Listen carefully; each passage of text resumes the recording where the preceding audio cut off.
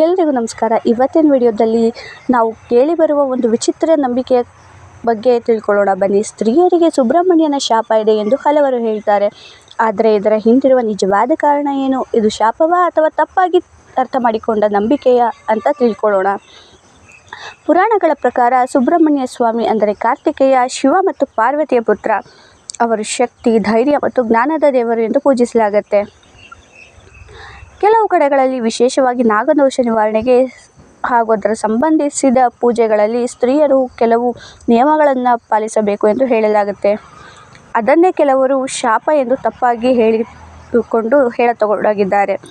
ವಾಸ್ತವದಲ್ಲಿ ಯಾವ ಪುರಾಣದಲ್ಲಿಯೂ ಸ್ತ್ರೀಯರಿಗೆ ಸುಬ್ರಹ್ಮಣ್ಯನ ಶಾಪ ಇದೆ ಎಂದು ಸ್ಪಷ್ಟವಾಗಿ ಹೇಳಿಲ್ಲ. ಆದರೆ ಒಂದು ಕತೆ ಪ್ರಸಿದ್ಧವಾಗಿದೆ.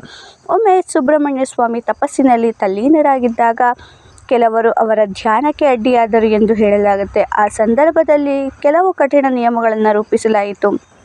ಅದೇ ನಂತರ ಕಾಲಕ್ರಮೇಣ ಸ್ತ್ರೀಯರಿಗೆ ದೇವಸ್ಥಾನ ಪ್ರವೇಶ ಬೇಡ ಎಂದು ನಂಬಿಕೆಗೆ ಕಾರಣವಾಗಿತ್ತು. ಆದರೆ ಇಂದು ಅನೇಕ ಸುಬ್ರಹ್ಮಣ್ಯ ದೇವಸ್ಥಾನಗಳಲ್ಲಿ ಸ್ತ್ರೀಯರು ಭಕ್ತಿಯಿಂದ ಪೂಜೆ ಮಾಡ್ತಾರೆ. ಅವರಿಗೆ ಯಾವುದೇ ತಡೆ ಇಲ್ಲ. ಹೀಗಾಗಿ ಸ್ನೇಹಿತರೆ, ದೇವರು ಯಾರಿಗೂ ಶಾಪ ಕೊಡೋದಿಲ್ಲ. ಭಕ್ತಿ, ನಂಬಿಕೆ ಮತ್ತು ಸತ್ಯ ಮನಸ್ಸೇ ಮುಖ್ಯ.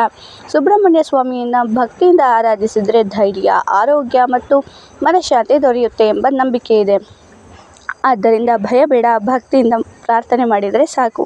ದೇವರ ಕೃಪೆ ಎಲ್ಲರ ಮೇಲೂ ಸಮಾನವಾಗಿರುತ್ತೆ. ಧನ್ಯವಾದಗಳು. ಈ ವಿಡಿಯೋ ನಿಮಗೆ ಇಷ್ಟ ಆಗಿದ್ರೆ ಲೈಕ್ ಮಾಡಿ, ಶೇರ್ ಮಾಡಿ, ಸಬ್ಸ್ಕ್ರೈಬ್ ಮಾಡಿ. Thank you for watching.